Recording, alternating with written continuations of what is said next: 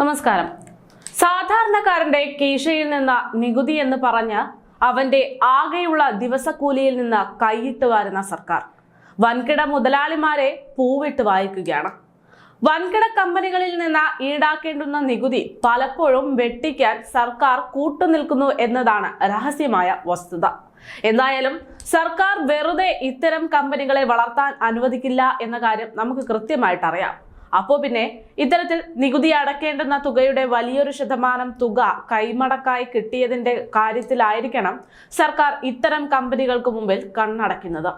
എന്തായാലും സാധാരണക്കാരന്റെ കീശയിൽ കൈയിട്ട് വരാൻ യാതൊരു മനസാക്ഷി കുത്തുമില്ലാത്ത നേതാക്കന്മാർ വൻകിട കമ്പനി ഉടമകളോട് വളരെ ശാന്ത ശൈലിയിലാണ് മുന്നോട്ടു പോകുന്നത് എന്നതാണ് പറയാൻ ഉദ്ദേശിച്ചത്. അത് ന്യായീകരിക്കുന്ന കണക്കുകൾ സർക്കാർ തന്നെ പുറത്തുവിടുകയും ചെയ്തു. അതായത് സംസ്ഥാനത്ത് 606 ബാറുകൾ നികുതി കുടിശ്ശിക വരുത്തി എന്നതാണ് മുഖ്യമന്ത്രി പിണറായി വിജയൻ പുറത്തുവിട്ട കണക്ക്.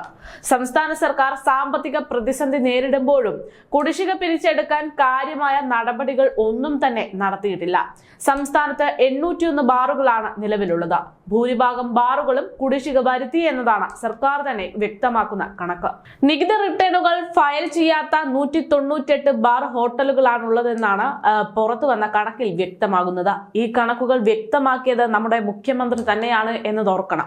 നമുക്കറിയാം, മദ്യവും ലോട്ടറിയും തന്നെയാണ് കേരളത്തിന്റെ വരുമാന മാർഗങ്ങളിൽ പ്രധാനപ്പെട്ട രണ്ടെണ്ണം എന്നത്. അതിൽ നിന്നാണ് ഇത്തരത്തിൽ വലിയ തട്ടിപ്പുകൾ നടക്കുന്നത് എന്നത് കേരളത്തിന് തന്നെ അർഹമായ പല വരുമാന മാർഗവും സർക്കാർ അനാസ്ഥ കൊണ്ട് നഷ്ടപ്പെടുന്നു എന്ന് വേണം മനസ്സിലാക്കാൻ. എന്തായാലും ഒരു കാലത്ത് മദ്യവിരോധികൾ എന്ന് വ്യാജേന നടന്നിരുന്ന പിണറായി സർക്കാരും കൂട്ടരും അധികാരമേറി ഇങ്ങോട്ട് കേരളത്തിന് പ്രത്യേകിച്ച് നല്ല കാര്യങ്ങളൊന്നും തന്നെ ചെയ്തിട്ടില്ല എന്നത് ഈ കാര്യങ്ങളൊക്കെ വ്യക്തമാക്കുകയാണ്. പിണറായി വിജയൻ സർക്കാരിന്റെ കാലത്ത് ഇതുവരെ 297 പുതിയ ബാർ ലൈസൻസുകളാണ് അനുവദിച്ചിരിക്കുന്നത്. 475 ബിയർ ആൻഡ് വൈൻ പാർലറുകൾക്ക് ബാർ ലൈസൻസ് പുതുക്കി നൽകുകയുണ്ടായി. ഇതോടെ ബാറുകളുടെ എണ്ണം 801 എന്ന റെക്കോർഡിലെത്തുകയായിരുന്നു.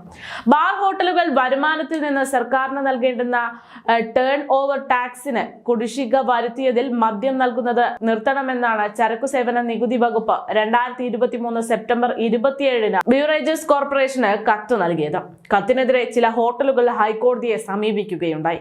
കത്തിൽ തുടർ നടപടികൾ സ്വീകരിക്കേണ്ട എന്നും ചില കേസുകളിൽ ചരക്കു സേവന നികുതി വകുപ്പിന്റെ നിർദ്ദേശമനുസരിച്ച് തീരുമാനം എടുക്കണമെന്നുമൊക്കെ ഹൈക്കോടതി നിർദ്ദേശിച്ചു.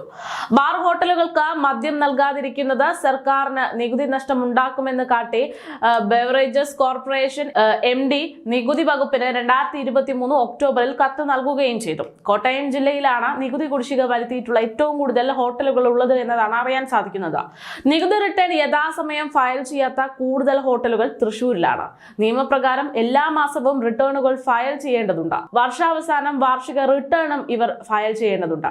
വീഴ്ച വരുത്തിയ ഹോട്ടലുകൾക്കെതിരെ നടപടി ആരംഭിച്ചതായിട്ടാണ് അധികൃതർ പറയുന്നത്. എന്തായാലും അവർ വീഴ്ച വരുത്തിയത് പിന്നിൽ നിന്ന് ആരോ ഫലം നൽകിയത് കൊണ്ടാണ് എന്നതൊക്കെ നമുക്ക് വ്യക്തമാകും. എന്തായാലും സർക്കാർ ജനങ്ങളിൽ നിന്ന് നികുതി പിരിക്കാൻ കാണിക്കുന്ന വ്യഗ്രതയും ആ ഒരു ഉന്മേഷവും ഒന്നും വൻകിട നേതാക്കന്മാരിൽ നിന്ന് നികുതി പിരിക്കാൻ കാണിക്കുന്നില്ല എന്നത് ഈ കണക്കുകളൊക്കെ വ്യക്തമാക്കുകയാണ്.